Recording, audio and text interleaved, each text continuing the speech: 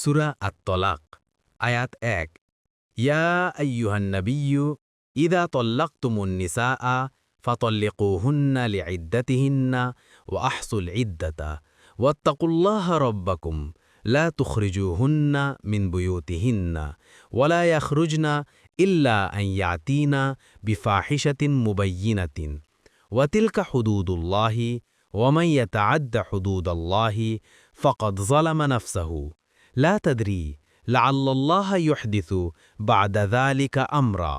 অনুবাদ: হে নবী, তোমরা যখন তোমাদের স্ত্রীগণকে তালাক দিতে ইচ্ছে করো তখন তাদেরকে তালাক দিও ইদ্দতের প্রতি লক্ষ্য রেখে, এবং তোমরা ইদ্দতের হিসেব রেখো আর তোমাদের রব আল্লাহর তাকওয়া অবলম্বন করো। তোমরা তাদেরকে তাদের ঘরবাড়ি থেকে বহিষ্কার করো না এবং তারাও বের হবে না, যদি না তারা লিপ্ত হয় স্পষ্ট অশ্লীলতায়। আর এগুলো আল্লাহর নির্ধারিত সীমা। যে আল্লাহর সীমা লঙ্ঘন করে সে নিজেরই ওপর অত্যাচার করে। আপনি জানেন না, হয়তো আল্লাহর এর পর কোনো উপায় করে দেবেন। তাফসীর। ১ নং ফুটনোটের বিবরণ। আবদুল্লাহ ইবনে উমর রাদিয়াল্লাহু আনহু বর্ণনা করেন যে তিনি তার স্ত্রীকে হাইজ অবস্থায় তালাক দিয়েছিলেন।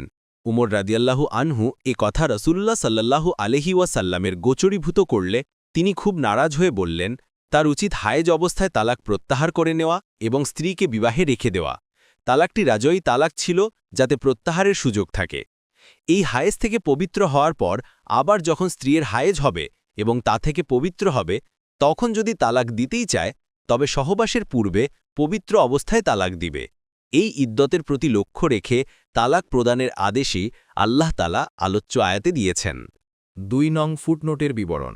এখানে ইদ্দত অবস্থায় স্ত্রীদের সাথে কি ব্যবহার করতে হবে তা জানিয়ে দেওয়া হচ্ছে। বলা হচ্ছে, স্ত্রীদেরকে তাদের গৃহ থেকে বহিষ্কার করো না।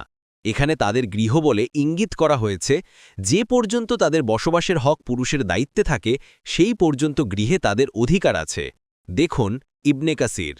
৩ নং ফুটনোটের বিবরণ। প্রকাশ্য নির্লজ্জ কাজ বলে কি বোঝানো হয়েছে এ সম্পর্কে ৩ প্রকার উক্তি বর্ণিত আছে। ১. নির্লজ্জ কাজ বলে খোদ গৃহ থেকে বের হয়ে যাওয়াই বোঝানো হয়েছে।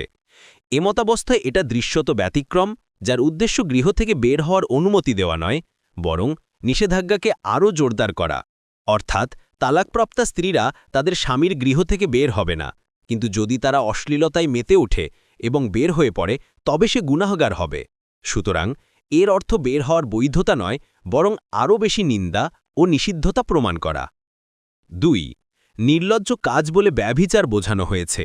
এমতাবস্থায় ব্যতিক্রম যথার্থ অর্থেই বুঝতে হবে, অর্থাৎ তালাকপ্রাপ্তা স্ত্রী ব্যভিচার করলে এবং অপরাধ প্রমাণিত হলে তার প্রতি শরিয়াতের শাস্তি প্রয়োগ করার জন্য অবশ্যই তাকে ইদ্দতের গৃহ থেকে বের করা হবে। ৩. নির্লজ্জ কাজ বলে কটুভাষিনী ও ঝগড়া বিবাদ বোঝানো হয়েছে। আয়াতের অর্থ হবে এই যে তালাকপ্রাপ্তা স্ত্রীদেরকে তাদের গৃহ থেকে বহিষ্কার করা জায়েজ নয়, কিন্তু যদি যারা কটুভাষিনী ও ঝগড়াটে হয় এবং স্বামীর আপনজনদের সাথে দুর্ব্যবহার করে তবে তাদেরকে ইদ্দতের গৃহ থেকে বহিষ্কার করা যাবে। দেখুন কুরতুবী ও বাগভী।